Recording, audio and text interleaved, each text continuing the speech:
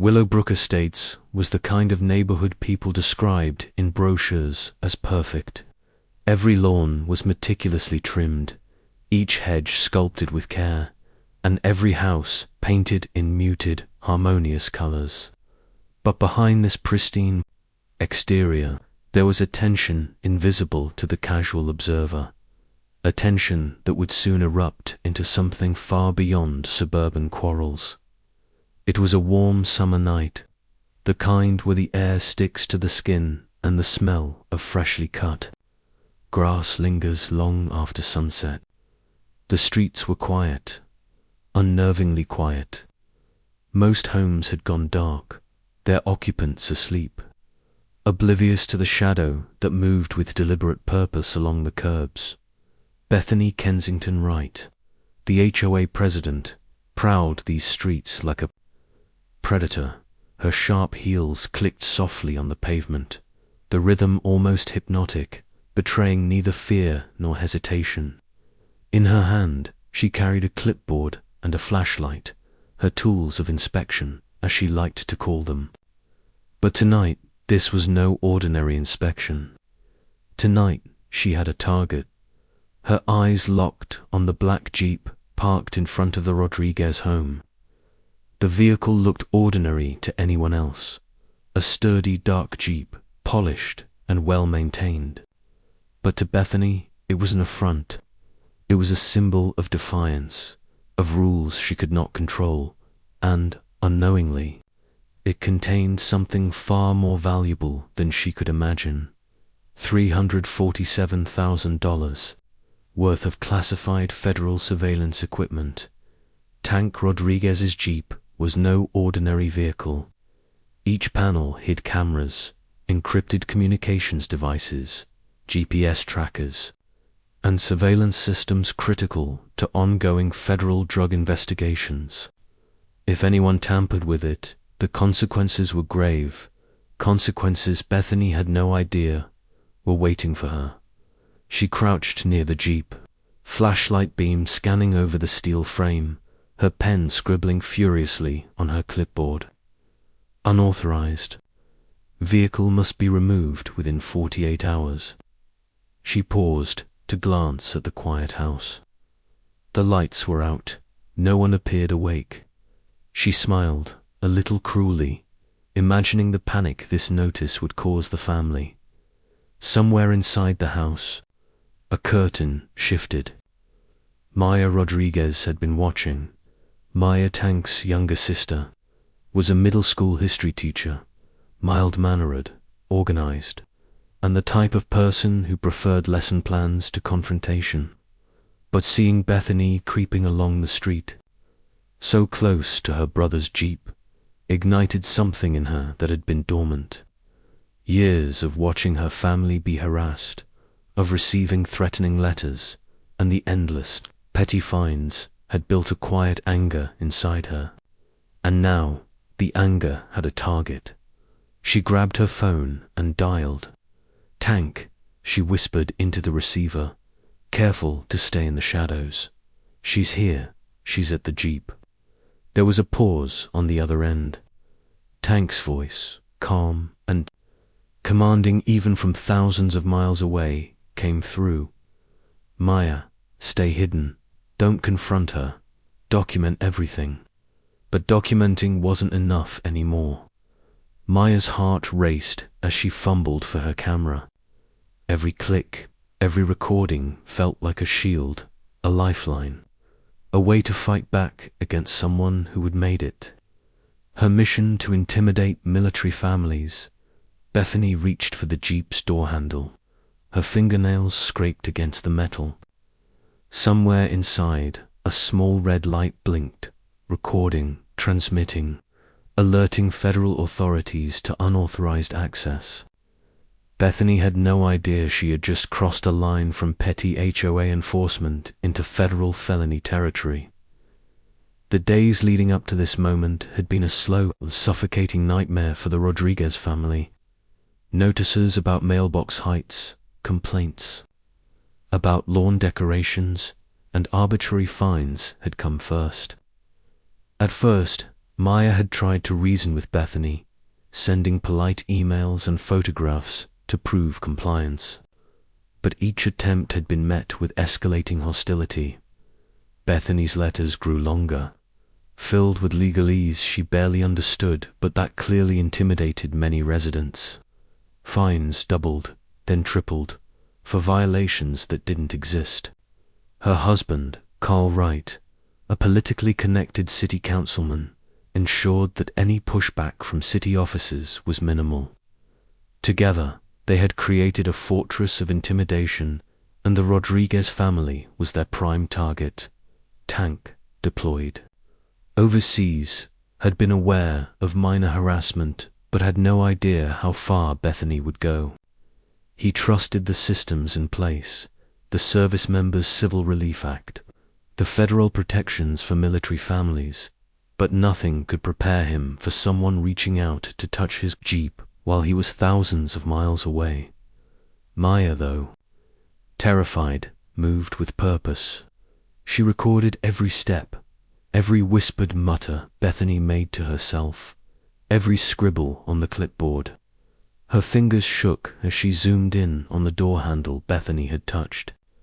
In her mind, she pictured the consequences that would follow, not just for Bethany, but for the neighborhood if no one acted. The following morning, Bethany delivered the infamous orange tow notice under the Jeep's wiper blade. She stood back, admiring her handiwork. "One phone call, and it'll be gone by tonight," she muttered, a cruel smirk on her face. But she didn't realize the Jeep's internal systems had already transmitted her every movement to federal agents monitoring the equipment. Inside the house, Maya's phone buzzed. Messages from neighbors poured in. "We saw her. She was taking notes again. Are you okay?" The community was beginning to stir, whispers turning into murmurs. People had endured Bethany's tyranny for years, but the audacity of her midnight escapade was different. It was dangerous. Maya knew that to stop Bethany, they couldn't rely on fear or polite complaints. They needed strategy, evidence, and the law. She spent hours that day organizing her notes, photographs, and recordings. She reached out to other military families in the neighborhood, finding them quietly angry, quietly scared, but willing to help. Bethany, confident in her authority, didn't yet realize she had awakened a community ready to fight back. Her attempt to control one Jeep had ignited a chain reaction, a series of events that would not only expose her crimes, but also transform Willowbrook Estates forever. Maya called Tank again. "You have to know," she said, trying to keep her voice steady. "This isn't just petty harassment. She tried to touch your vehicle. She doesn't know what's inside." Tank's response was immediate, his tone sharp with controlled anger. "Document everything, Maya. Every letter, every interaction, and don't approach her again. I'll coordinate with JAG and federal agents." She stepped into dangerous territory. Maya nodded, though Tank couldn't see her. She spent the rest of the day speaking to neighbors, copying HOA documents, and reviewing footage from home security cameras. Each new piece of evidence painted a clearer picture of the systematic harassment. Each story told by a neighbor revealed Bethany's pattern.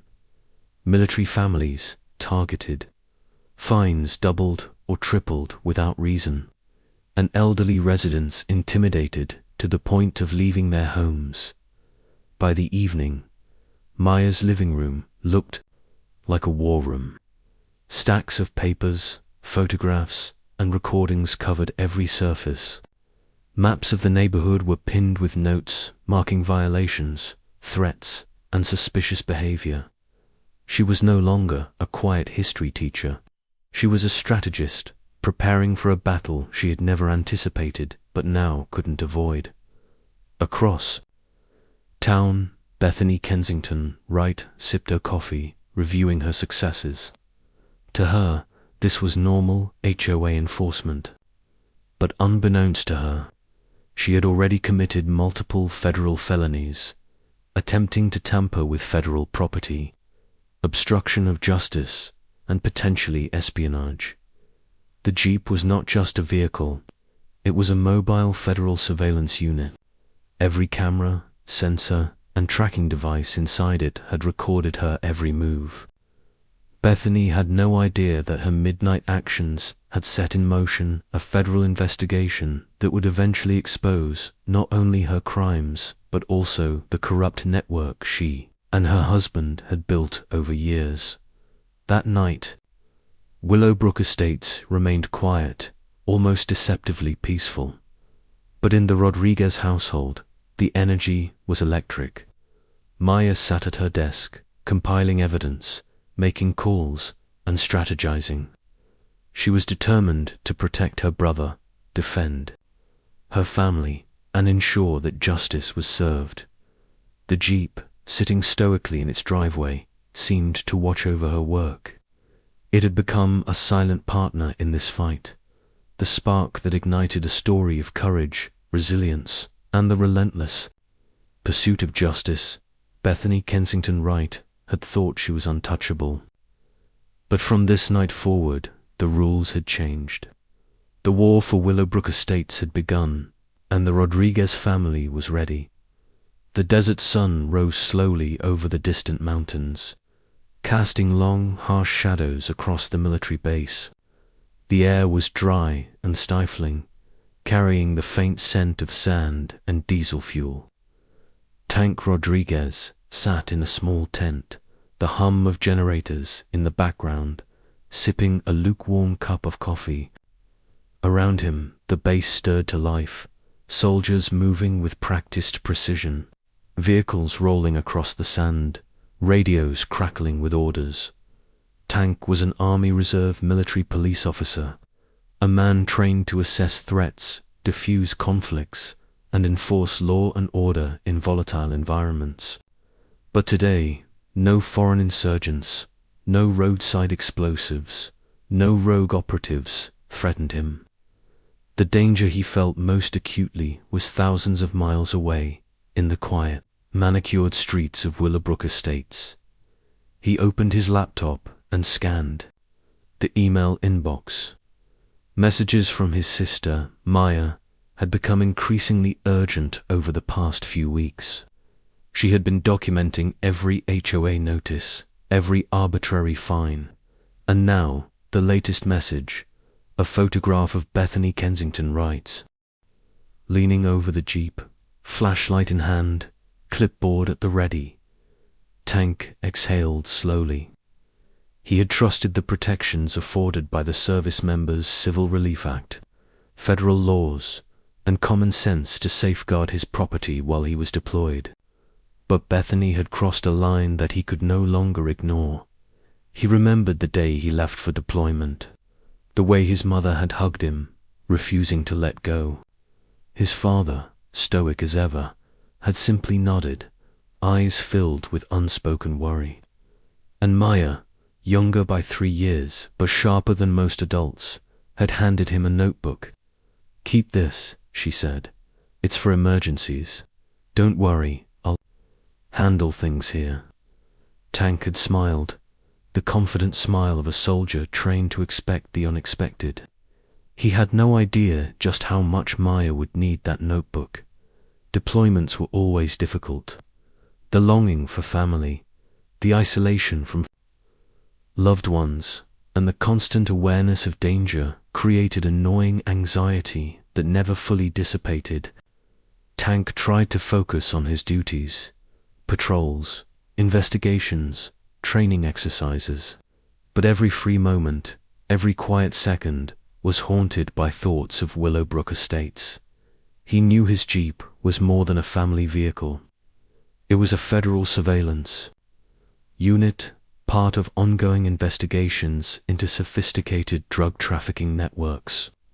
Every sensor, every camera, every tracking device was essential to catching criminals who operated across state lines and international borders. Tampering with It wasn't just vandalism. It was a federal offense with severe consequences, and yet, the audacity of Bethany Kensington Wright had put his most critical asset at risk. Tank leaned back in his chair and closed his eyes. He thought about the neighborhood he had grown up in, the streets he had walked as a boy, the parks where he had played, and the neighbors who had celebrated birthdays, weddings, and milestones alongside his family. Willowbrook Estates had once been a sanctuary, a community that valued its service members, but that had changed.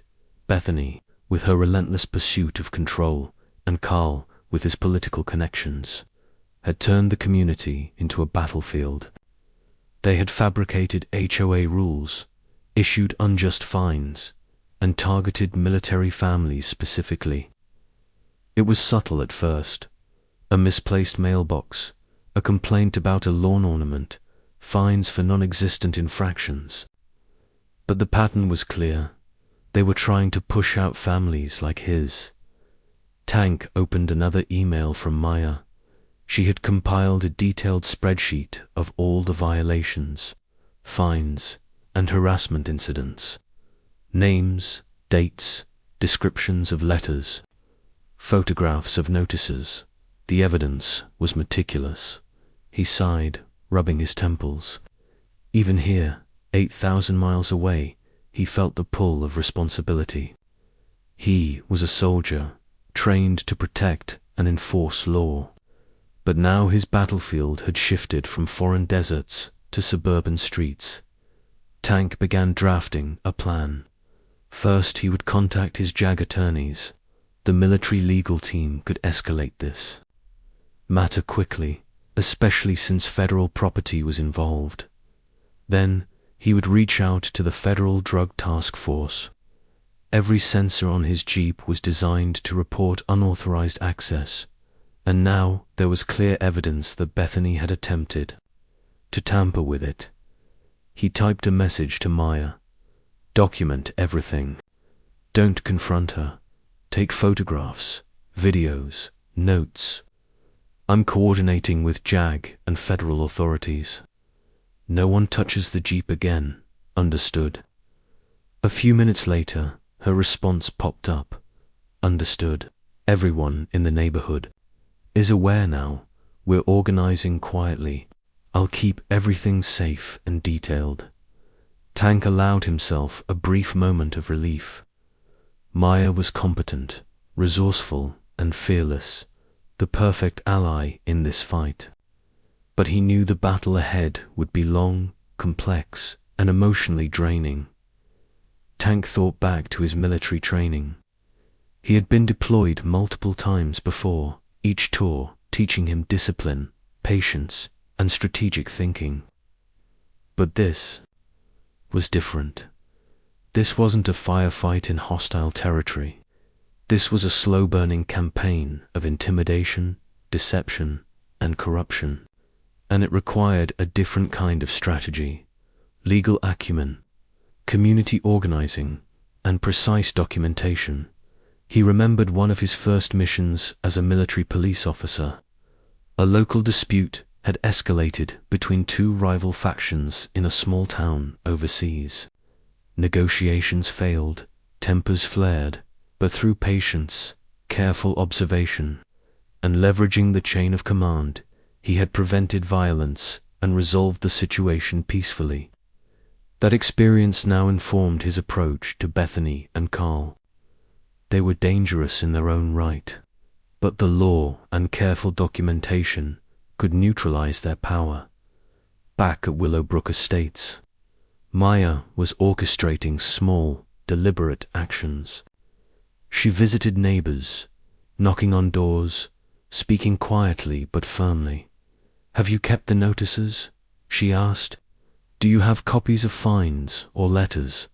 One by one, families opened up. The Petersons, an army couple with 2 young children, showed her eviction notices they didn't understand. Mr. and Mrs. Johnson, retired veterans, revealed that Bethany had threatened to take away their garage access unless fines were paid immediately. And the elderly Mrs. Wallace, who lived alone at the end of the street, recounted how Bethany had called her repeatedly at night, demanding explanations for a non-existent mailbox violation. Maya listened, documented, and encouraged them. "We have to be organized," she said. "Fear only works if we let it. We're building a record, and that record is going to protect every one of us." Back on the military base, Tank reviewed each email, photograph, and videos sent by Maya. Every message strengthened the case: evidence of harassment, forged documents, and now an attempt to interfere with federal property. He could feel the pressure mounting, but also the opportunity to act decisively. He drafted another message to JAG. "We have a situation involving a deployed service member's federal vehicle. Unauthorized access has been attempted. Documentation and videos attached. Immediate legal guidance requested." Within hours, a reply came. Military legal teams were mobilizing. Federal agents would be notified. The chain of command was informed. This was no longer a neighborhood dispute. This was a federal matter. That night, as the desert sun set over the base, Tank stood outside his tent, staring at the horizon. The wind carried sand in swirling patterns, the sky a fiery mix of orange and red. He thought about Willowbrook Estates, his Jeep, his family, and the injustice they faced. "I'll protect you," he whispered, more to himself than anyone else. "No matter the distance, no matter the obstacles, you're not alone." Maya, hundreds of miles away, was doing the same. The siblings were separated by continents, but their purpose was united: to defend their family, their community, and the principle that no one, not even a power-hungry HOA president, was above the law. The night passed slowly. Radio chatter, generator hums, and distant shouts of soldiers training were the soundtrack to Tank's thoughts. He reviewed every piece of evidence again and again, strategizing, anticipating Bethany's next moves, planning how federal authorities could intervene without jeopardizing the neighborhood. Tank understood one truth clearly: this wasn't just about a Jeep, a house, or even fines. It was about justice, and justice, no matter how delayed, would eventually prevail. Willowbrook Estates, with all its manicured lawns and hidden terrors, was about to face a reckoning, one that would stretch across legal systems, military protocols, and the unwavering resolve of a family determined to fight back. And Tank Rodriguez, thousands of miles away, was ready to lead the charge. The morning sun spilled over Willowbrook Estates, illuminating perfectly trimmed lawns and rows of identical houses. To anyone driving through, it looked like an ordinary, peaceful neighborhood, the kind that advertised security and community pride. But Maya Rodriguez knew better.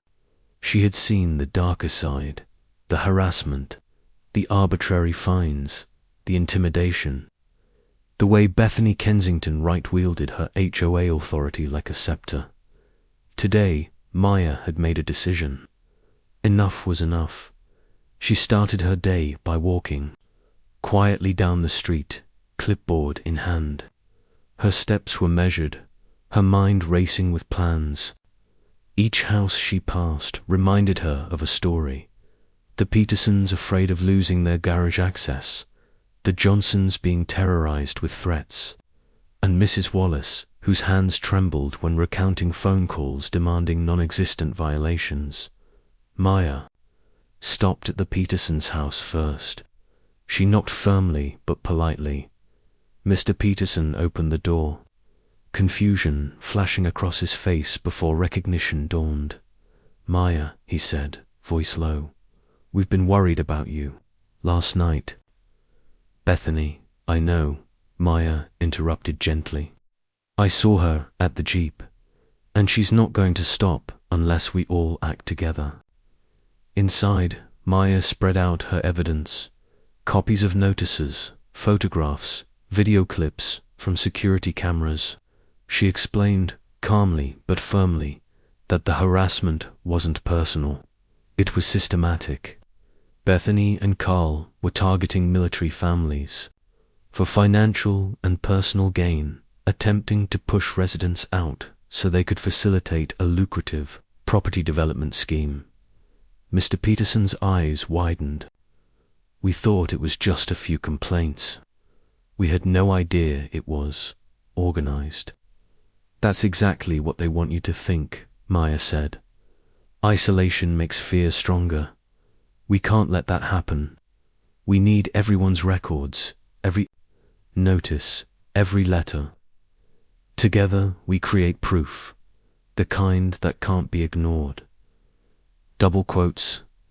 Next, Maya walked to the Johnsons' house.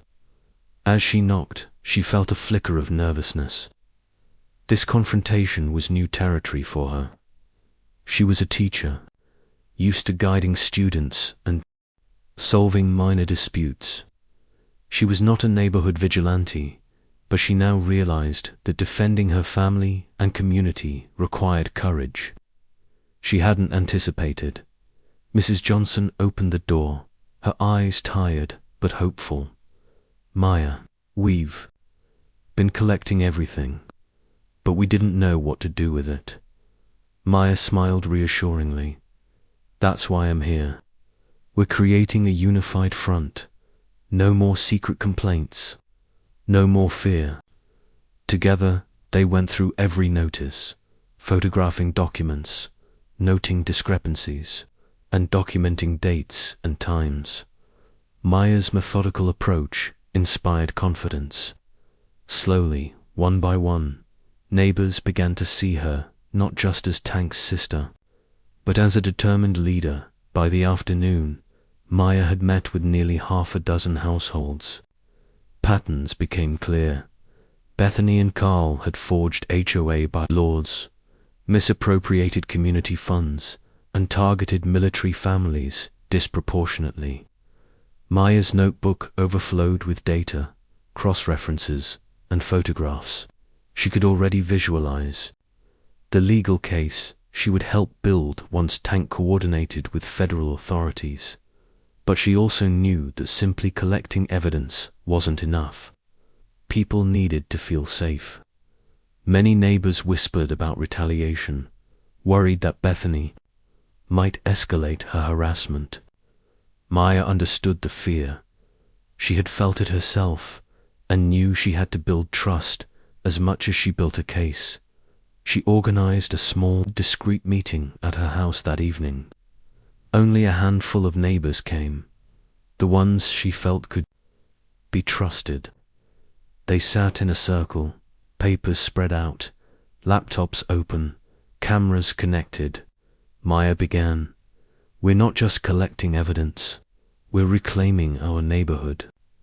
Bethany and Carl have relied on fear and silence to push families out. That stops now. Every letter, every violation, every threat you've received, write it down, photograph it, record it. And if anyone asks, tell them the truth. We are stronger together." A hand raised. It was Mr. Johnson. "What about the Jeep? Is Tank safe? Did she touch it?" Maya hesitated, then nodded. She tried. But Tank's Jeep isn't ordinary. It's federal property with surveillance and tracking equipment. She's crossed a line she cannot come back from. The authorities are going to take this very seriously. That Jeep is protected, and she's about to learn that the hard way. The room went silent for a moment. Realization dawned. This was bigger than neighborhood squabbles. This was about law, federal property, and systematic abuse of power. The next few days became a whirlwind of coordination. Maya moved through the neighborhood with quiet determination, ensuring every military family had a chance to document their experiences, she spoke with veterans, former HOA members, and even local teachers who had witnessed subtle forms of intimidation. Her approach was meticulous.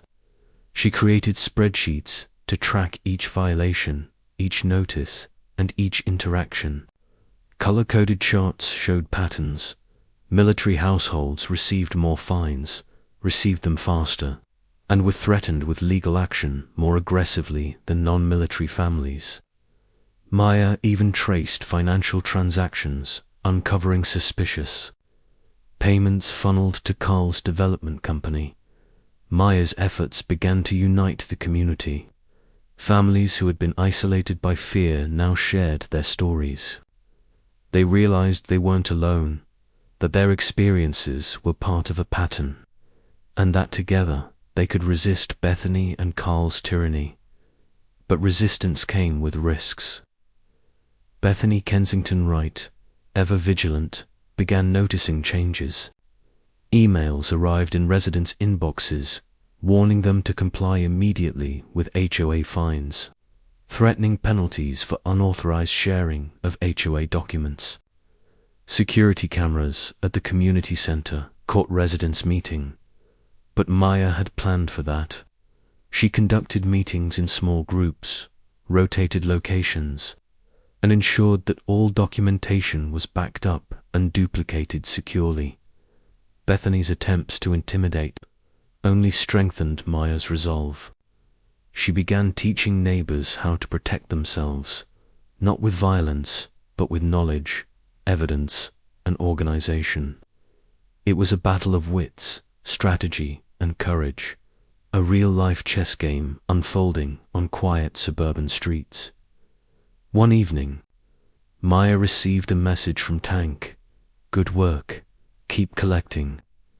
I've alerted JAG attorneys. Federal authorities are aware.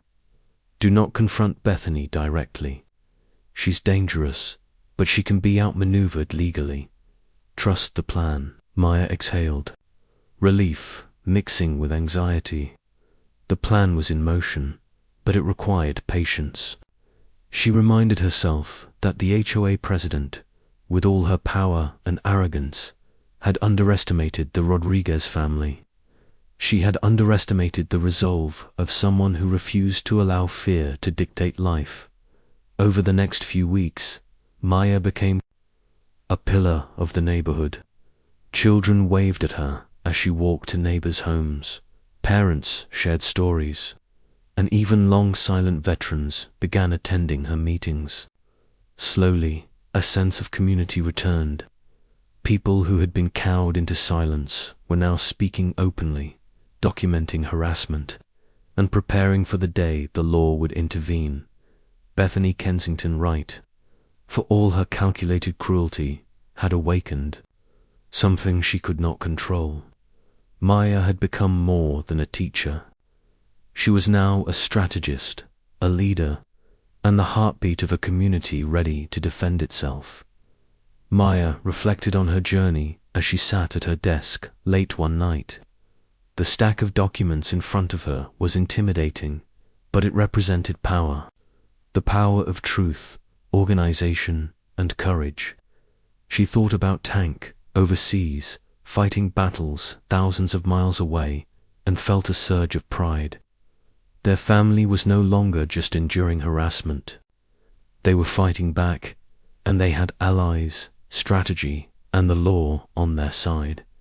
As she prepared for the next day, more meetings, more documentation, more coordination, Maya knew this was only the beginning. The HOA's reign of fear was about to face its most formidable challenge yet, and she was ready to lead the charge. Willowbrook Estates, for all its quiet streets and manicured lawns, was about to see a new kind of power. The power of truth, unity, and relentless courage. Willowbrook Estates had always prided itself on its uniformity. Trimmed hedges, identical mailboxes, and freshly painted fences gave the illusion of perfection. But beneath this facade, the HOA, led by Bethany Kensington, Wright and her politically connected husband, Carl, had transformed the neighborhood into a regime of fear. What had begun as minor complaints and petty fines had grown into a calculated, relentless campaign of intimidation, especially aimed at military families like the Rodriguez household. Bethany, sitting in her home office with sunlight streaming through blinds, reviewed her latest reports. Notices of violations, some fabricated, some exaggerated, were neatly stacked. Each one represented leverage, a tool to bend residents to her will. She took a sip of coffee, her mind running through every family she wanted to target next. Carl entered the room, phone in hand, reviewing the city council minutes. Bethany, some of the neighbors are talking. They're organizing, quietly. Bethany's eyes narrowed. Let them, they have no idea who they're dealing with. I've been running this community for years. I know the rules. They'll back down when fines, triple and doors are threatened. Carl smirked. And the development plan? Bethany leaned back in her chair. Once these military families are gone, the properties are clear. The condos, the luxury homes, all of it will be ours. No resistance, no interference. It's just a matter of timing. The tactics they employed were ruthless, but clever. Bethany began issuing fines for violations that did not exist. Lawn decorations deemed unsightly. Mailbox heights suddenly regulated. Fences allegedly painted in non-compliant colors. She sent threatening letters late at night, each word chosen to intimidate. For the Rodriguez family, it was more than just annoyance. Each notice carried weight, amplified by Carl's influence.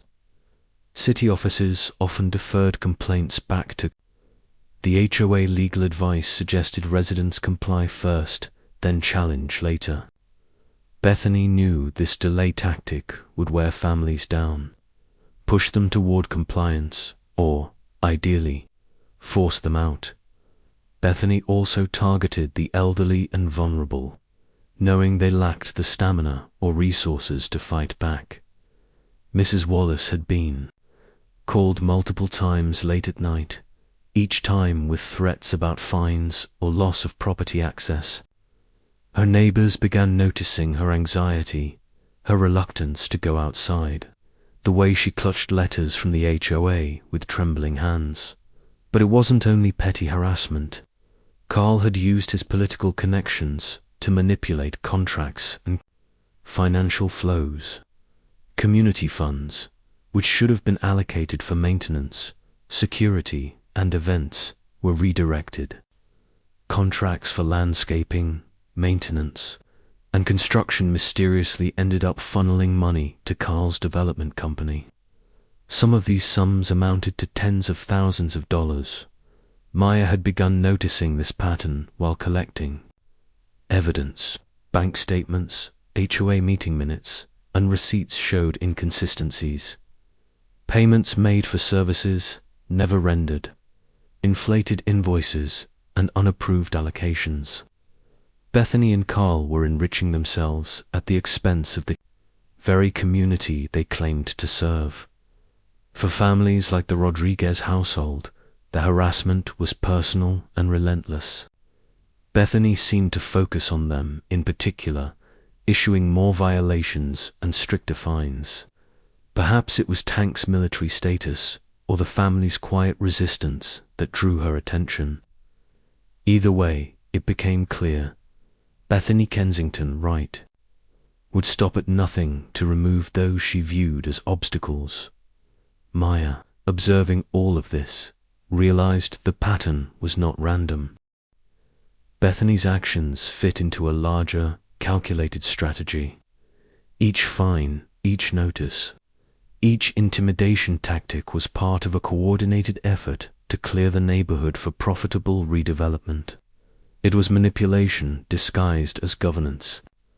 Power wielded without accountability. Neighbors began to whisper among themselves. Meetings were held behind closed doors, voices hushed. Some were frightened, others angry, but all were aware that Bethany and Carl's reach extended far beyond. The HOA attempts to appeal fines often led to threats of legal action. Complaints to city officers bounced back. Resistance seemed futile, but Maya refused to accept defeat. She met secretly with neighbors, encouraging them to document everything. "This isn't just about rules," she said. "This is about abuse of power. Every unfair letter, every fine, every threat, we record it. We protect ourselves, and we fight back together." The courage she inspired began to spread. Military families who had endured harassment in silence now began sharing experiences, collecting evidence, and standing their ground, even long. Veterans who had watched Bethany's tyranny for years began to speak, adding their weight to the growing opposition. Meanwhile, Bethany's obsession with the Rodriguez family intensified. The Jeep, a symbol of Tank's presence even in his absence, became a target. She attempted to inspect it, touch it, and even intimidate Maya directly. Surveillance footage captured her prowling the street at night, clipboard in hand, flashlight, sweeping across the vehicle. Every action, though unnoticed by Bethany, was being documented. Maya's network of neighbors, combined with the technology inside the Jeep, began to form a digital and physical web of accountability. Bethany's actions were no longer private, they were evidence. Each attempt to intimidate or trespass created a paper trail that could not be ignored. Financial corruption and embezzlement became clearer as Maya dug deeper. Records showed payments made to Carl's development company for projects that were never completed. HOA funds were diverted, leaving community services underfunded while the rights profited. Combined with the harassment of military families, the evidence began to suggest not just abuse, but criminal activity, a coordinated, deliberate campaign of fraud and intimidation. Neighbors began to realize the stakes. Bethany's tyranny was not just inconvenient, it was illegal. Fears that had silenced them for years began to give way to resolve. They started collecting documents, photographs, and testimonies, creating a detailed map of Bethany and Carl's activities. Maya reflected on the transformation she was witnessing. The neighborhood that had once been silent, fearful, and fragmented was now slowly becoming organized, vigilant, and resilient. Families who had once cowered under threats were now documenting every interaction, learning their rights, and preparing to defend themselves. Bethany Kensington Wright, for all her cunning and ambition, had underestimated the power of a community united by truth and courage. Her reign of fear, built on arbitrary fines, forged bylaws, and intimidation, was beginning to unravel. Even Carl, who had believed his political connections could shield him, had started to notice resistance. Small meetings, discreet photographs, and shared testimonies threatened the empire he and Bethany had built. Every attempt to suppress evidence only strengthened the resolve of the residents. By the end of this period, it was clear the HOA's tyranny had been fully unveiled. Bethany and Carl were no longer faceless authorities issuing fines from behind a desk. They were manipulators, abusers of power, and orchestrators of harassment targeting those who could not defend themselves alone. Maya had become more than a sister protecting her brother. She was a leader, strategist, and the glue holding a community together. Her meticulous documentation, tireless organization, and unwavering courage had transformed fear into action, intimidation into resolve. Willowbrook Estates, for all its quiet streets and manicured lawns, had become a battlefield of wills. Bethany Kensington Wright may have believed she was untouchable, but the truth was emerging, piece by piece, document by document, testimony by testimony. And as Maya looked out across the neighborhood, watching families cautiously reclaim their streets, she knew the tide was turning. The tyranny of the HOA, for all its petty rules and grand schemes, was on its last legs. The war was far from over, but the first cracks in Bethany Kensington Wright's empire were visible. And in those cracks, hope, courage, and justice had begun to shine. The quiet of Willowbrook Estates belied the storm, brewing behind the facades of perfectly manicured lawns and white picket fences. Maya Rodriguez had been working tirelessly, for weeks, documenting harassment, fines, and intimidation tactics. But she knew that to truly dismantle Bethany Kensington Wright's reign, they needed proof not just of petty cruelty, but of systemic corruption.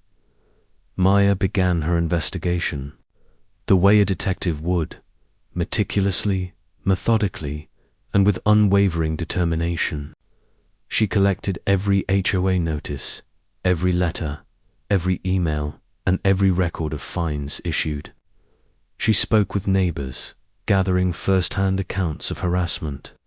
But the deeper she dug, the more she realized that Bethany's actions were not just vindictive, they were criminal. The first breakthrough came with a series of HOA meeting minutes Maya had managed to obtain from a neighbor, who had quietly saved every document. These minutes revealed something chilling.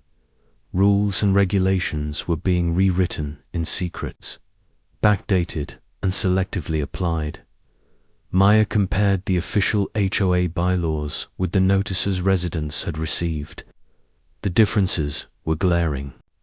One rule suddenly prohibited certain types of garden decorations, but no record existed of when or why this rule had been enacted. Another fine issued to the Rodriguez family cited a regulation that had been fabricated entirely. It became clear Bethany Kensington Wright had been forging documents to justify harassment. This isn't just intimidation, Maya said to herself one evening as she reviewed the documents. This is fraud. But the financial side of the corruption was even more alarming. Maya had obtained access to HOA financial statements, bank records, and contractor invoices, and she began cross-referencing them with services supposedly rendered. The patterns were unmistakable. Large sums of money had been diverted to Carl Wright's development company for projects that never occurred. Landscaping contracts, home maintenance, and even community event budgets were inflated or entirely fabricated. Maya calculated the total discrepancies. Tens of thousands of dollars had vanished from HOA accounts, quietly siphoned away to Carl's ventures. Residents were not only being harassed, but were effectively funding the Wrights' personal fortune. As Maya delved deeper, she discovered more subtle forms of manipulation. Bethany had been selectively targeting military families for fines, knowing that their absence during deployments made them less able to respond immediately. Documents showed that notices to non-military households were often delayed or inconsistently enforced, while families like the Rodriguez household received rapid, relentless enforcement. Maya realized the full extent of the scheme. This was a deliberate, coordinated effort to financially and emotionally pressure military families into leaving, clearing the neighborhood for the Wrights' lucrative property development plans. To strengthen the evidence, Maya began using technology strategically. She scanned documents, took time-stamped photos, and recorded videos of notices being delivered and fines being posted. She even set up discrete cameras in public spaces to monitor interactions that could serve as proof of harassment. Each piece of evidence was meticulously catalogued, cross-referenced, and backed up digitally. Neighbors began to notice Maya's methodical approach and, slowly, trust began to spread. Families who had been hesitant to speak now handed over letters, photographs, and records of finds. The small, fearful community was transforming into an organized network of documentation and accountability. One evening, as Maya sorted through hundreds of pages of evidence, she noticed something particularly striking.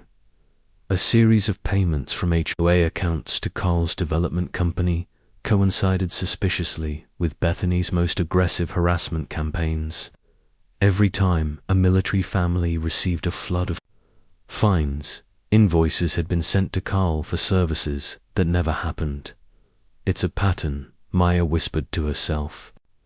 Every harassment, every violation is tied to financial gain. This is more than HOA abuse. This is organized crime. She immediately began mapping out the timeline, linking specific fines and violations to corresponding payments. By the end of the night, she had a detailed chart connecting harassment with embezzlement, a visual blueprint of the right's corruption. The more Maya uncovered, the more dangerous her position became. Bethany noticed the community beginning to organize and responded with escalated intimidation. Notices warned against unauthorized meetings and illegal documentation of HOA activities. Threatening phone calls arrived late at night. Bethany even tried to approach the Rodriguez property under the guise of routine inspections, but Maya had anticipated these moves. Every encounter was captured, every phone call recorded, and every threat meticulously logged.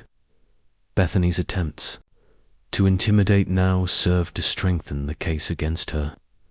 Each act of harassment became documented evidence, ready for federal authorities and legal teams to examine. Maya's investigation also extended beyond the immediate neighborhood. She began examining city records, contracts, and public filings. She discovered that Carl had used political connections to influence approvals for development projects. Permits were fast-tracked, environmental inspections minimized, and legal challenges quietly dismissed. It became apparent that the right's power extended far beyond Willowbrook Estates. This realization added urgency. If the rights could manipulate municipal processes to benefit their schemes, stopping them at the HOA level would only be part of the battle. Federal intervention was not just desirable, it was necessary. Maya reached out to Tank via encrypted communication, summarizing her findings in meticulous detail. "Tank," she typed, "I've mapped the harassment patterns, linked them to financial embezzlement, and uncovered forged HOA bylaws. Every violation against military families corresponds to funds diverted to Carl's company.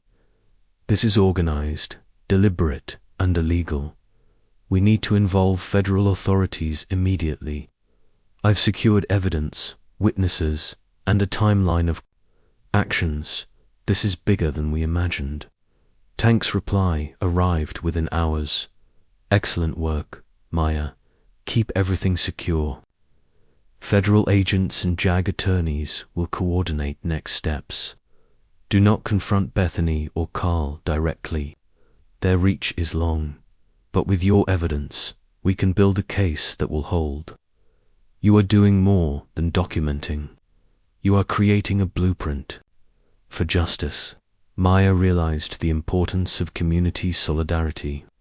She began holding discreet workshops for neighbors, teaching them how to document, report, and preserve evidence safely. Families practiced photographing letters, saving emails, recording dates, and cataloging every interaction. Even elderly residents, who had once been intimidated into silence, began actively participating. Maya also reached out to veterans groups and former law enforcement contacts. Their advice was invaluable, offering strategies for protecting evidence ensuring witness credibility and preparing for potential retaliation. The small neighborhood network was growing into a formidable coalition, a combination of grassroots advocacy, legal strategy, and technological documentation. By the end of the investigation phase, Maya had amassed an overwhelming amount of evidence: dozens of forged HOA bylaws, hundreds of letters, fines, and violation notices, most selectively enforced, photographic and video evidence of harassment and attempted intimidation, financial records tracing embezzled funds to Carl's development company, testimonies from military families, elderly residents, and witnesses of HOA misconduct, documentation of Bethany and Carl's political influence and manipulation of city processes. This comprehensive body of evidence painted a chilling picture. The Wrights had orchestrated a deliberate campaign of harassment, financial exploitation, and abuse of power. The scale and sophistication of their operations clearly qualified as organized criminal behavior. Maya took a deep breath and reflected on the journey so far. The neighborhood that had once been silent and fearful was now alive with resistance. Military families were no longer isolated. They were part of a coordinated effort to protect each other. The evidence collected was not only a shield but a sword, ready to be wielded in the pursuit of justice. She realized that her work had transformed her. She was no longer just Tank's sister or a middle school teacher. She was a strategist, an organizer, and an advocate for a community under siege. The lessons she learned, patience, precision, and courage, would guide every step in the coming legal battles, and the most important lesson was clear: justice would prevail, but only if they were organized, persistent, and unafraid to expose the truth. The stage was set. The HOA's tyranny had been fully unveiled. The financial schemes, forged documents, and targeted harassment were documented and undeniable. Federal authorities, once alerted, would have a clear path to prosecute. But the battle was far from over. Bethany Kensington, Wright, and Carl remained a threat. Their ambition, cruelty, and political connections were formidable, and they would not surrender quietly. Maya knew that the coming months would test every ounce of courage, resourcefulness, and determination she possessed. Willowbrook Estates, for the first time in years, had a chance to reclaim itself, and Maya Rodriguez, armed with truth, evidence, and the unwavering support of her neighbors, was ready to lead the fight. The distance between Willowbrook Estates and the deserts of Afghanistan was vast, thousands of miles and a world apart. But for Tank Rodriguez, no ocean could separate him from the injustice unfolding at home. Every evening, after returning from long patrols and administrative duties, he connected with Maya, reviewing her findings and strategizing the next moves. Tank had always known that military service carried unique protections, not just overseas but on the home front. The Service Members' Civil Relief Act guaranteed that deployed personnel could not be unfairly harassed, evicted, or financially burdened. But as Tank read Maya's detailed reports, he realized this was more than harassment. It was a calculated, potentially criminal campaign targeting his family and other military households. Tank reached out to military attorneys in the Judge Advocate General JAG cause. The legal team's initial response was immediate and precise. The violations described by Maya, coupled with financial malfeasance, suggested federal crimes including theft of government property, obstruction of justice, RICO violations, and civil rights infringements. Tank briefed Maya carefully. "Maya, your documentation is phenomenal. This is exactly what we need." With federal statutes in play, Bethany and Carl's actions aren't just HOA misconduct, they are criminal offenses, but we need to coordinate carefully. No direct confrontation. Every step must be recorded and authorized. The law will act, but only if we proceed correctly. Maya nodded, understanding the gravity. She had been preparing neighbors for careful documentation, but now the stakes were higher. What had once been a community fight had escalated into a federal legal operation. The next step involved notifying the federal authorities, responsible for the protection of government property and the enforcement of civil rights laws. Tank provided detailed inventories of the Jeep, the federal equipment contained within, and the timeline of harassment, the vehicle. A Jeep equipped with $347,000 worth of surveillance and tracking technology was a crucial piece of the investigation. Its presence transformed the harassment from a local HOA dispute to potential federal felonies, including theft of government property and obstruction of justice. Bethany's ignorance of the Jeep's federal status did not absolve her, it heightened the severity of her actions. Meanwhile, Maya prepared the community for legal involvement. Families who had previously feared retaliation were briefed on what to expect. Meetings were held to explain federal procedures, evidence preservation, and the importance of maintaining accurate, consistent records. "The authorities will protect you," Maya explained. "We have evidence, witnesses, and a legal framework. But you must follow instructions. Document everything, do not engage directly, and trust the process." Some residents struggled to comprehend the shift. HOA complaints, fines, and letters had once seemed petty, but now they were part of a federal investigation with criminal implications. Slowly, fear gave way to resolve.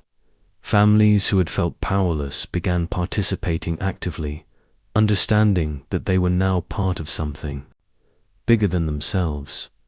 Tank coordinated closely with JAG attorneys to outline potential charges and evidence requirements. Every forged document, every embezzled fund, every harassing notice was reviewed. The legal team emphasized that RICO racketeer, influenced and corrupt organizations statutes could apply. Given the coordinated, systematic nature of Bethany and Carl's actions, the team also identified additional violations: civil rights abuses, targeting military families, specifically for eviction and harassment, elder abuse, manipulating and intimidating vulnerable residents, witness intimidation, threatening residents who attempted to document or report harassment.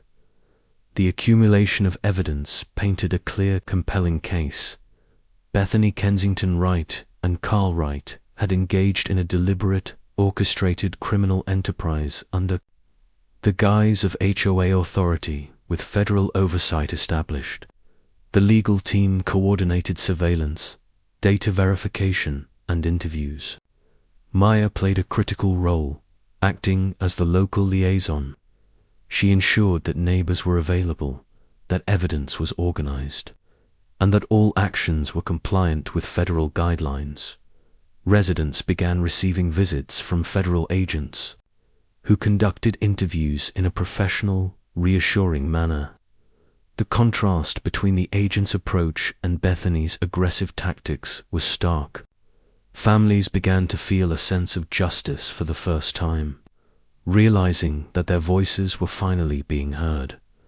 One pivotal moment occurred when federal agents inspected the Jeep. The vehicle's GPS, security cameras, and surveillance equipment provided irrefutable proof of Bethany's trespasses. Footage captured her attempting to access the vehicle late at night, flashlight in hand, clipboard at the ready. Each act of unauthorized access was a federal crime documented in real time. This evidence transformed the case from a dispute to a high-stakes criminal investigation. Theft of government property, attempted obstruction of justice, and potential espionage charges now loomed over Bethany. The gravity of the situation began to penetrate the rights previously impenetrable. Confidence. While the legal machinery began to move, Maya continued her grassroots coordination. She educated neighbors about how to testify, what documentation was relevant, and how to safely store evidence. Meetings were rotated between homes to avoid surveillance, and digital backups ensured that no data could be destroyed. Veteran networks also became involved, offering strategic advice, witness support, and moral encouragement. Former law enforcement officers provided insights on best practices for protecting evidence and maintaining credibility. Slowly, Willowbrook Estates was being transformed from a neighborhood under siege into a well-organized, informed, and resilient community. Bethany Kensington Wright, sensing the shift in momentum, began making mistakes. Threats escalated, fines were issued in increasingly aggressive tones, and she attempted unauthorized inspections and communications with residents. Each action, however, only strengthened the federal case. Every interaction was documented, time-stamped, and preserved. Her attempt to exert control now worked against her. Tank, monitoring the situation from overseas, guided Maya through each stage. He emphasized patience and strategy. "Don't let them provoke you," he advised. "Every reaction they hope for will be used against you. We are building a fortress of evidence. One misstep from Bethany or Carl, and the law will do the rest." Maya adhered to this guidance strictly. Meetings were conducted with care. Interactions with the Wrights were avoided whenever possible, and documentation continued tirelessly. As federal involvement deepened, the scale of Bethany and Carl's corruption became undeniable. Embezzlement of HOA funds, forged documents, selective enforcement of rules, targeted harassment of military families, and political manipulation formed a pattern of criminal behavior that could not be ignored. Neighbors began to see the impact of federal oversight. Fear began to dissipate, replaced by hope and a growing sense of empowerment. Families realized that they were not alone, that legal authority supported them, and that their documentation had the power to protect not just themselves, but the entire community. Maya reflected on the weeks of preparation and coordination. What had begun as quiet documentation had grown into a comprehensive, strategic effort. Her work had created the framework for a federal case that would not only address individual harassment, but dismantle an organized criminal enterprise masquerading as local governance. She understood that the coming months would test their patience, resilience, and courage. Bethany and Carl were still dangerous, still powerful, and still capable of attempting retaliation. But with Tank coordinating from afar, federal agents involved on the ground, and a united, informed community, the Wrights' empire of fear was finally facing a force it could not overpower. Willowbrook Estates, once ruled by intimidation and secrecy, was now under the scrutiny of the law. The first steps toward justice had been taken, and the future of the neighborhood and the safety of its residents hung in the balance. Maya knew one truth above all. When courage, evidence, and federal law converge, even the most entrenched tyranny can be dismantled. The quiet streets of Willowbrook Estates had been silent for too long. Fences and hedges had masked the fear simmering within residents who had endured months, even years, of Bethany Kensington Wright's relentless harassment. But the winds of change were stirring. armed with documentation, federal oversight, and the determination of a united community, Maya Rodriguez began orchestrating a response that would finally challenge the rights. Tyranny. Maya called a secret neighborhood meeting in her living room. Families arrived cautiously, glancing over their shoulders, aware that Bethany's surveillance and intimidation had instilled years of fear. But the air was different now, charged with resolve. Maya greeted everyone warmly but firmly, laying out the strategy. Listen carefully, she began. This is no longer just about individual fines or letters. This is about stopping organized harassment, exposing corruption, and protecting our community. Every letter, every notice, every interaction must be documented. But more than that, we must act as one. United, we are stronger than Bethany Kensington Wright and her husband Carl. Divided, we are easy to intimidate. Together, we are unstoppable. The first step was documentation reinforcement.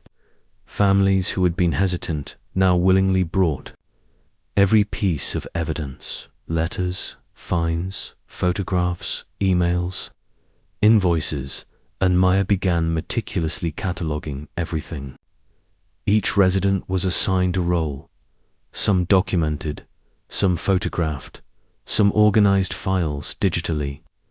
The community became a well-oiled machine of accountability. Veterans, retired law enforcement officers, and former legal professionals offered guidance. They taught residents how to handle confrontations, preserve digital evidence, and maintain credibility under scrutiny. Every instruction was precise, every action deliberate. Fear still lingered, but knowledge and strategy began to replace it. Maya also coordinated with Tank and the federal team. Nightly updates were exchanged, strategies discussed, and potential risks evaluated. Tank emphasized caution. Bethany and Carl are dangerous, but their power depends on secrecy and intimidation. We must expose them without giving them an opportunity to retaliate. Document, observe, record, but never engage unnecessarily. Maya relayed this to the community, ensuring that every step was compliant with federal guidance. They were no longer acting on impulse, but with the precision of a coordinated operation. One of the first collective actions involved addressing the flood of arbitrary fines. Residents began responding not with fear, but with systematic challenge. Letters, every response referenced specific legal protections, federal statutes, and documented irregularities. When Bethany attempted to enforce fines, the community was ready. Their responses were coherent, backed by evidence, and often included photographic proof. The rights were taken aback. The once silent, intimidated neighborhood was now engaged, organized, and unafraid. Bethany's attempts to bully residents into compliance began to fail. Each letter returned unanswered or formally disputed undermined her authority, exposing her actions as arbitrary and unlawful. But the fight was not just legal. Bethany tried to escalate tensions, posting threatening messages, scheduling unannounced inspections, and attempting to isolate families who had been vocal. Maya had anticipated this and had prepared contingency plans. Community members began creating watch groups, discreetly observing interactions and documenting any harassment. Cameras, time-stamped photographs, and digital logs ensured that every action Bethany took was recorded. The streets of Willowbrook Estates, once quiet and fearful, now hummed with vigilance. Another critical move was public awareness. Maya, working with Tank and the federal team, began discreetly reaching out to local media, framing the story around military families being harassed while deployed. While care was taken to protect identities, the narrative emphasized abuse of power, corruption, and the resilience of the community. The media interest added pressure. Bethany, who had long relied on secrecy and political influence, now faced scrutiny that extended beyond her HOA. Every misstep, every arbitrary fine, and every harassing letter could now be amplified by public attention. Maya also strengthened alliances with veteran networks. Retired military personnel and active duty colleagues of Tank began offering support, attending meetings, and acting as witnesses. Their presence was a formidable deterrent to Bethany's intimidation tactics. Veterans brought credibility, experience, and an understanding of military protections that were invaluable in challenging harassment against deployed families. Community meetings evolved into strategic sessions, where residents practiced responses to Bethany's harassment. Scenarios were simulated: a surprise inspection, a threatening notice, or a confrontational interaction. Families learned how to remain calm, respond factually, and preserve evidence. Fear was replaced with empowerment, and unity became the neighborhood's strongest weapon. The tipping point came when Bethany attempted to seize Tank's Jeep, unaware that it was equipped with federal surveillance technology. The act was audacious, illegal, and would ultimately be her undoing. Cameras had already captured her attempting to access the vehicle. The footage, combined with Maya's meticulous documentation of all prior harassment, gave federal authorities irrefutable evidence. Bethany's confidence began to falter. She realized the community was no longer passive. Every threat was recorded, every attempt to intimidate was documented, and every illegal action was witnessed. The network Maya had built functioned like a protective shield around each family. Meanwhile, Carl tried to manipulate city officials, hoping to bypass federal scrutiny. But his efforts were thwarted by the sheer volume of documented evidence and the involvement of federal authorities. Permits, inspections, and approvals became increasingly difficult to secure as investigators scrutinized every transaction. Maya's network ensured that no misstep went unnoticed. Letters were sent to city officers detailing irregularities, backed by evidence of financial fraud, selective enforcement, and forged HOA documents. City officials, once complicit or indifferent, now faced clear, documented cases of misconduct that demanded attention. One particularly powerful moment occurred when the community gathered for a public meeting, presenting their evidence collectively to a local council representative who had previously sided with Bethany. Photographs, documents, testimonies, and digital evidence were displayed. The room, once silent and compliant, now erupted with stories, anger, and resolve. Bethany attempted to interject, but her authority was undermined by the overwhelming documentation and the presence of federal agents observing the meeting. Her attempts at intimidation fell flat. The community's unity had become impenetrable. Maya's leadership inspired further action. Families who had remained quiet began participating actively. Even elderly residents, who had previously been terrified of fines or inspections, spoke up, shared experiences, and submitted evidence. The neighborhood's transformation was remarkable. Fear had been replaced by strategy, intimidation had been replaced by solidarity, and harassment had been replaced by accountability. By the end of this period, the right's empire of fear had begun to crumble. Bethany, Kensington Wright, and Carl Wright had underestimated the power of a united, informed, and resolute community.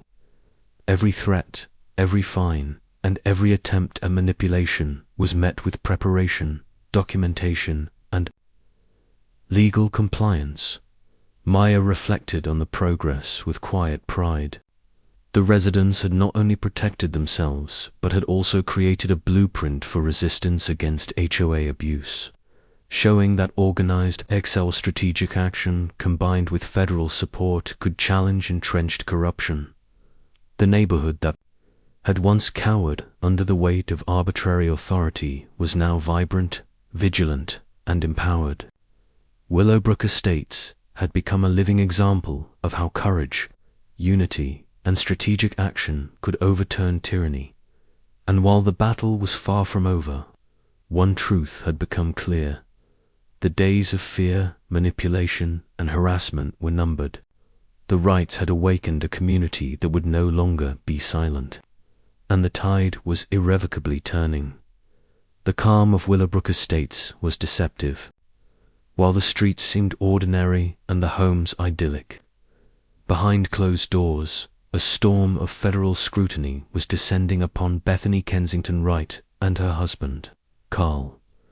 The months of documentation, community organization, and federal coordination were now converging into a full-scale investigation, one that would ultimately shake the foundations of the Wright's so-called authority.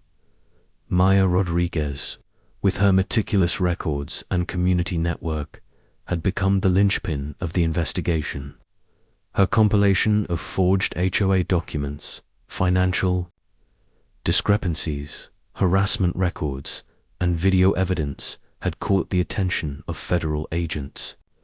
Tank Rodriguez, though deployed thousands of miles away, coordinated nightly with her, ensuring that each piece of evidence was secured, verified, and ready for legal proceedings. Federal authorities were now involved in earnest.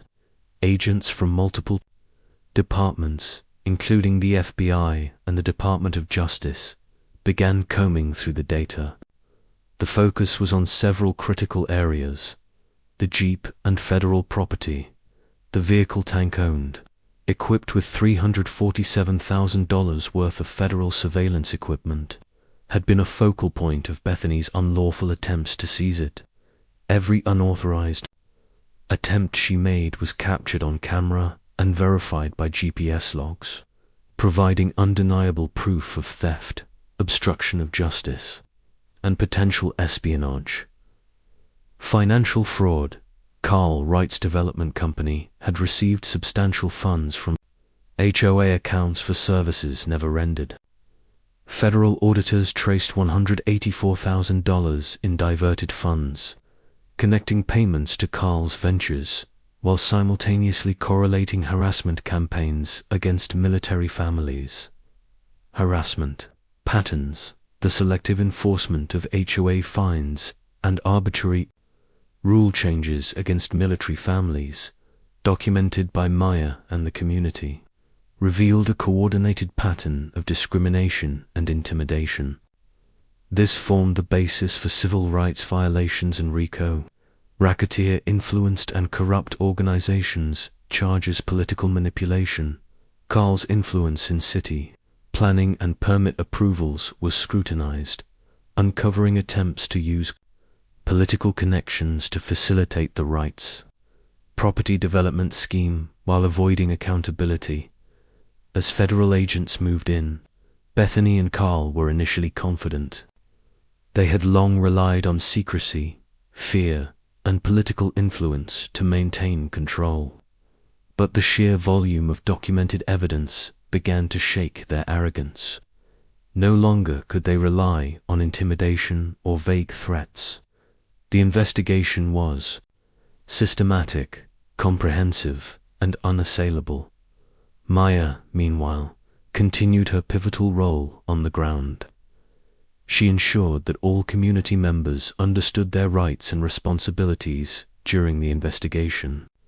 Families were briefed on how to respond to federal interviews, how to protect digital evidence, and how to remain safe while cooperating with authorities. One of the most significant breakthroughs came when federal auditors analyzed the financial records. The diversion of funds was not subtle. Invoices for landscaping, maintenance, and community events had been fabricated.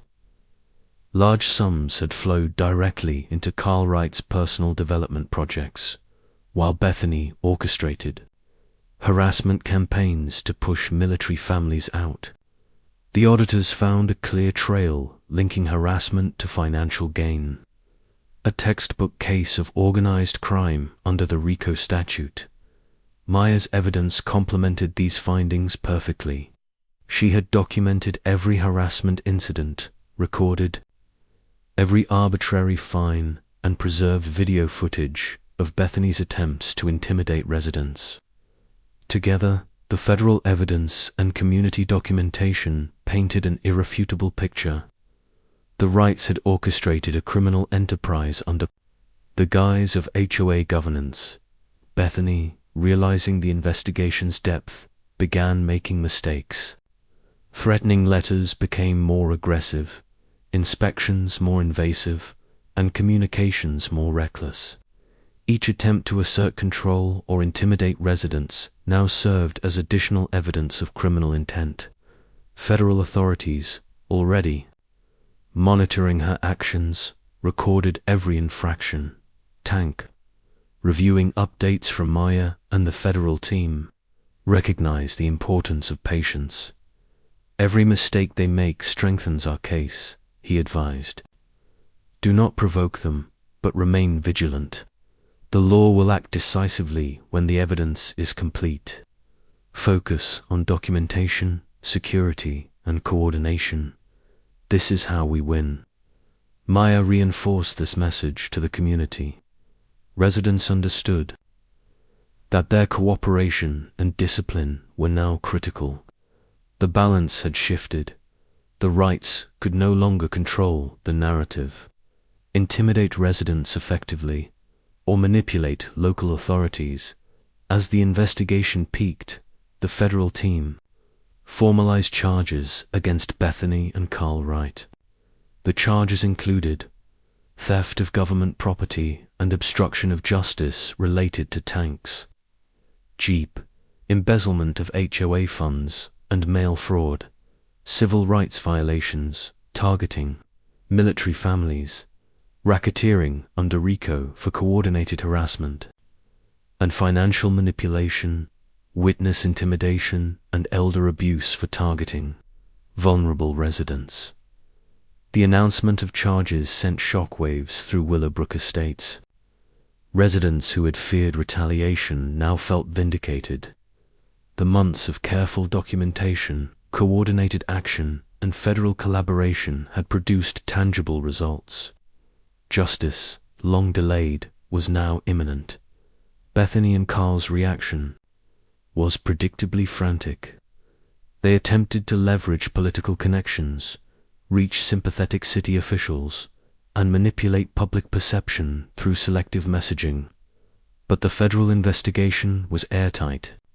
Every claim, every excuse, every attempt to evade accountability was countered by meticulously documented evidence and legal authority. Maya and Tank continued to coordinate, ensuring that residents were prepared for court appearances, testimony, and further documentation if needed. Their efforts created a community resilient against both intimidation and misinformation, allowing the federal process to proceed smoothly. One pivotal moment in the investigation occurred when federal agents analyzed the Jeep's security and GPS systems. Footage of Bethany attempting unauthorized access provided undeniable proof of criminal intent. Additionally, metadata from the vehicle's systems corroborated Maya's timeline of harassment incidents, linking them directly to financial gain and illegal actions. This combination of technological evidence, community documentation, and federal auditing made the case nearly unassailable. Bethany's attempts to portray herself as a victim of disgruntled residents failed spectacularly. Every action, every document, and every recorded interaction reinforced the charges against her. Throughout this period, the community remained engaged and vigilant. Families continued to document harassment, provide statements, and attend federal briefings. Maya organized support networks, ensuring that elderly residents and families with limited mobility could participate safely. The sense of empowerment was palpable.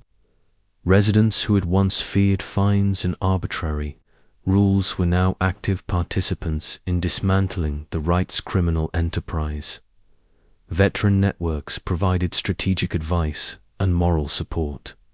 Their presence reassured families that legal protections were real and enforceable. Community solidarity became a visible force, deterring further harassment and demonstrating that collective action, combined with federal oversight, could overcome entrenched corruption. As federal authorities prepared for indictments, Tank felt a profound sense of relief.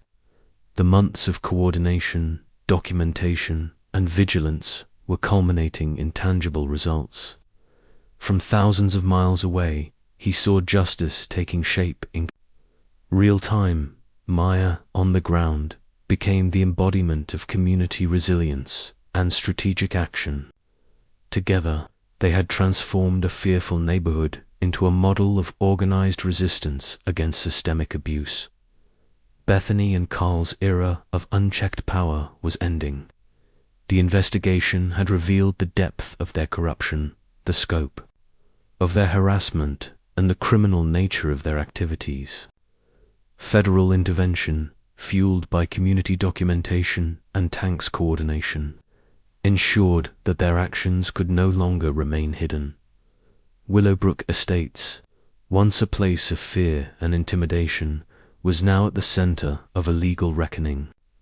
The residents, empowered by knowledge, strategy, and federal support, had shifted from passive victims to active participants in justice.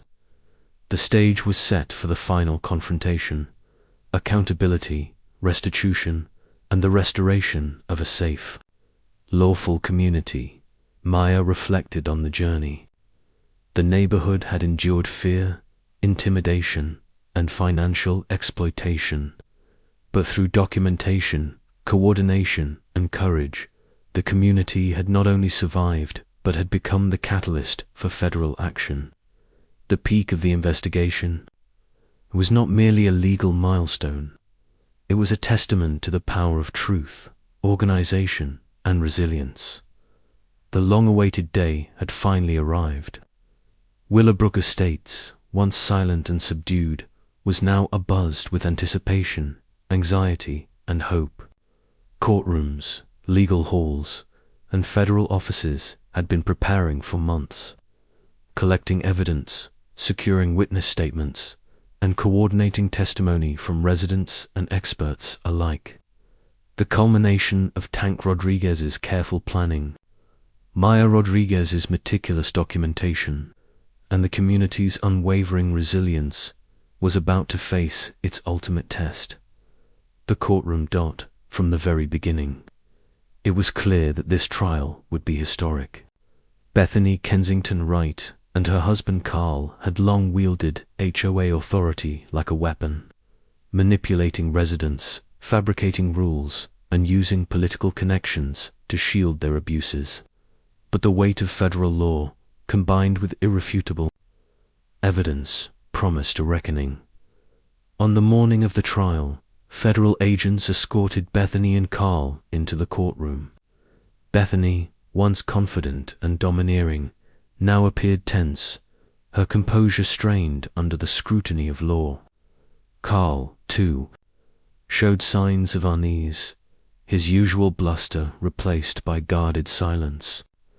The gravity of the situation was unmistakable. They were no longer operating behind the closed doors of HOA meetings. Every action would now be examined under the unyielding light of justice. The prosecution laid out the case with precision. The charges included theft of government property, obstruction of justice, civil rights violations, RICO violations, embezzlement, and witness intimidation. The courtroom became a stage where the full scope of the rights abuses would be revealed to the world. Maya Rodriguez took the stand first. Her testimony was calm, deliberate, and compelling. She explained how the community had been harassed, how fines were arbitrarily imposed, and how military families were specifically targeted. She presented a meticulously organized body of evidence, documents, letters, photographs, video footage, and witness statements. I documented every harassment incident, every arbitrary fine, and every attempt to intimidate our neighbors. Maya explained, "Our goal was not revenge, it was protection. We knew that deployed military families like the Rodriguez family were being unfairly targeted.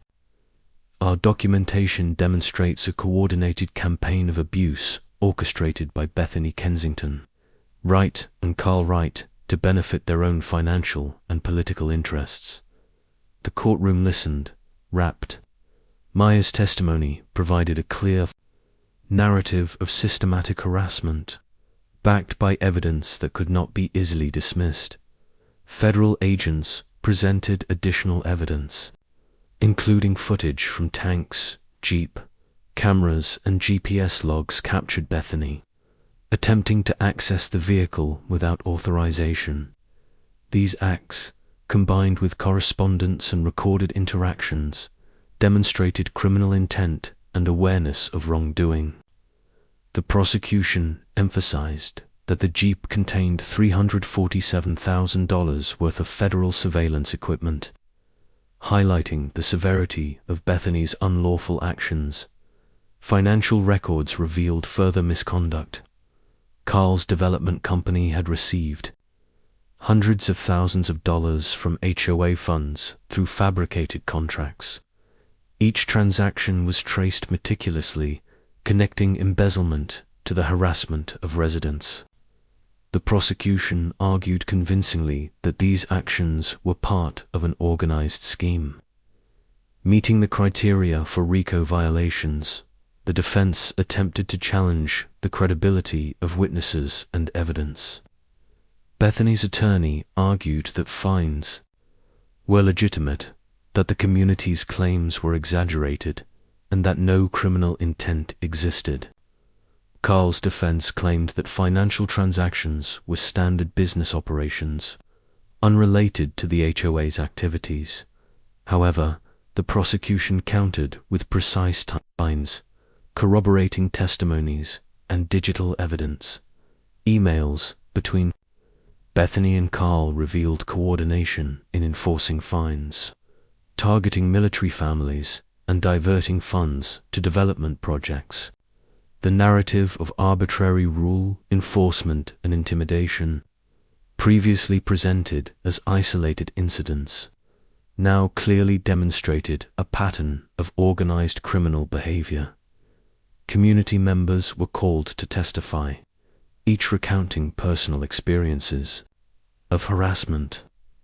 One veteran described receiving repeated fines for minor infractions, only to be threatened with eviction when he questioned the legitimacy of the charges. An elderly resident explained how Bethany manipulated rules to prevent them from attending community meetings, isolating vulnerable neighbors. Families spoke of intimidation, sleepless nights, and the pervasive fear that had dominated their lives. Their testimonies were powerful. Together, they painted a vivid picture of an HOA that had abused its authority, targeting specific residents. For personal and financial gain, the courtroom was silent as the collective weight of evidence and witness accounts overwhelmed the defense's attempts to cast doubt. Tank Rodriguez, although thousands of miles away, contributed through video testimony. He detailed the importance of the Jeep, the federal protections in place for deployed service members, and the broader implications of Bethany and Carl's actions. His testimony underscored the seriousness of tampering with federal property and the potential risks to national security. The theft of government property is not a trivial matter, Tank explained. The equipment in that Jeep was vital for ongoing investigations. Unauthorized access not only violates the law but endangers operations, personnel, and public safety. The jury, hearing from multiple witnesses and examining the overwhelming evidence, began to grasp the depth of the Wrights' criminal enterprise. The prosecution's case was clear. This was not merely HOA misconduct, but a coordinated effort to intimidate, defraud, and discriminate against military families for personal gain. After weeks of testimony, cross-examinations, and presentation of evidence, the trial moved to closing arguments. The prosecution summarized the case with unwavering clarity. Bethany and Carl had orchestrated a campaign of harassment and financial fraud, using HOA authority as a cover. Their actions constituted multiple federal crimes, including civil rights violations, embezzlement, witness intimidation, and RICO violations. The defense, desperate, attempted to cast doubt on the scale of misconduct, portraying the Wrights as well-meaning residents caught in bureaucratic disputes. But the weight of evidence, combined with credible and detailed testimony, rendered these claims ineffective. Every claim of innocence was contradicted by documentation, video footage, and financial records. The jury deliberated for days. Outside the courtroom, residents of Willowbrook Estates, veterans, and supporters watched anxiously, aware that the outcome would determine the future of their community. Maya maintained coordination and communication, providing reassurance while emphasizing patience and trust in the federal process. Finally, the verdict was announced. Bethany, Kensington Wright, and Carl Wright were convicted on multiple counts, including theft of government property and obstruction of justice, civil rights violations targeting military families, racketeering under RICO for coordinated harassment, and financial fraud, embezzlement of HOA funds and mail fraud, witness intimidation, and elder abuse. The courtroom erupted in a mixture of relief, triumph, and emotion. Residents who had endured fear and intimidation for years now witnessed justice being served. The Wrights' attempts to manipulate, intimidate, and evade accountability had failed. Sentencing followed, with Bethany receiving 8 years in federal prison along with substantial restitution payments to affected families.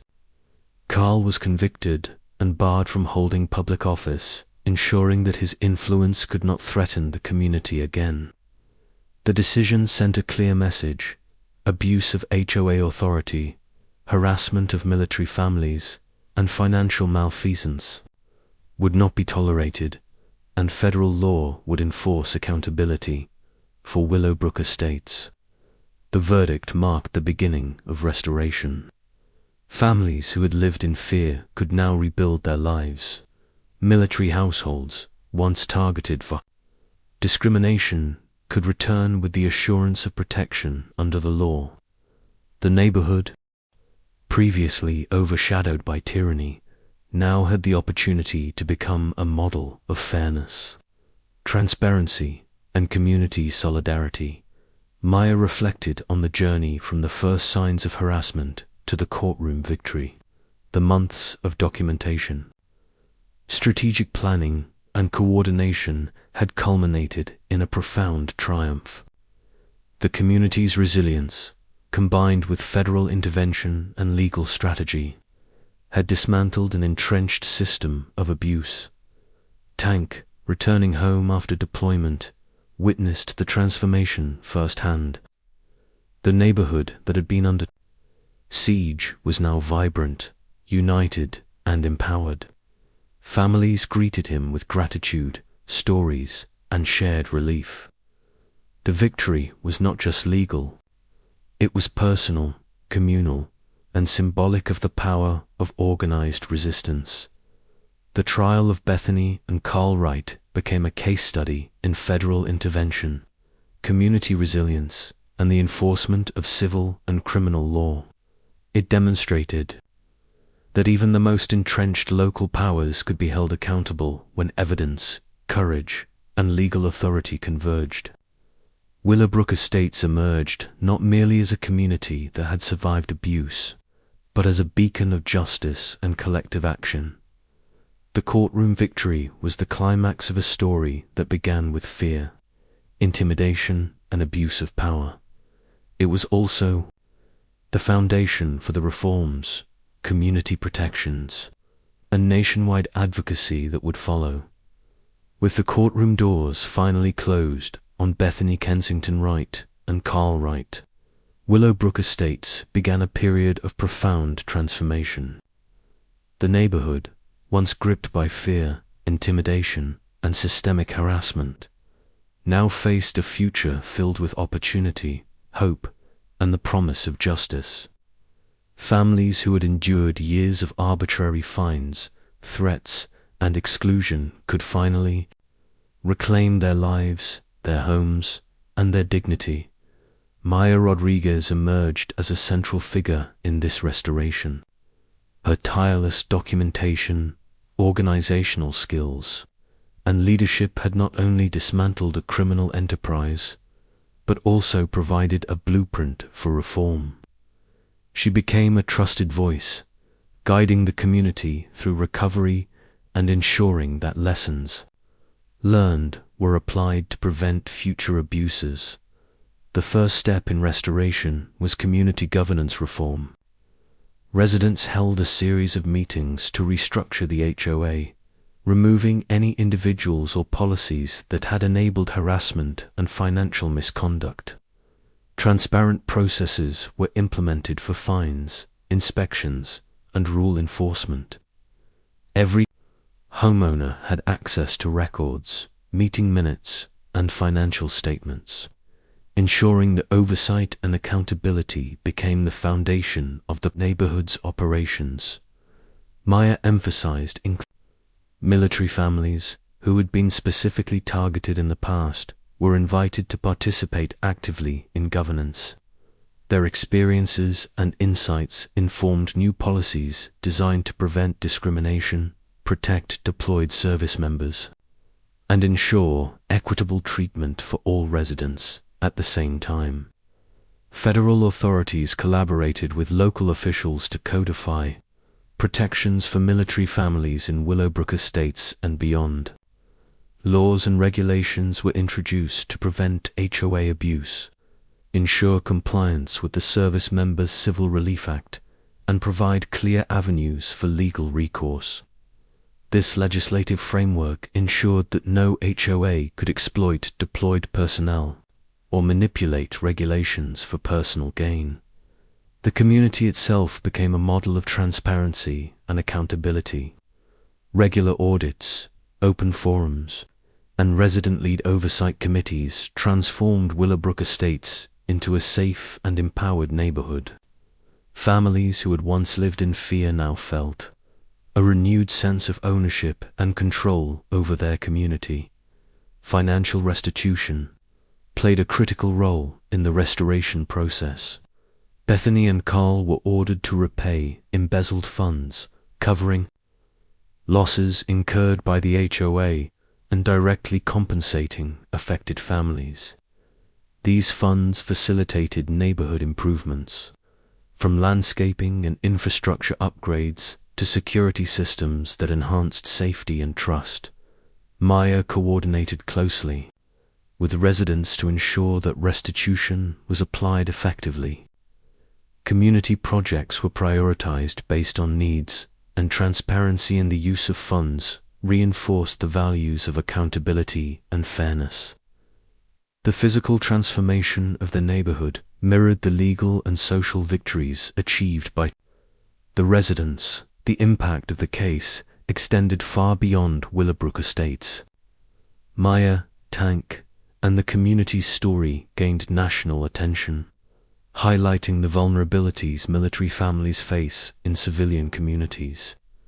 Media coverage, congressional hearings, and advocacy efforts led to broader reforms protecting deployed service members from discriminatory practices by HOAs nationwide.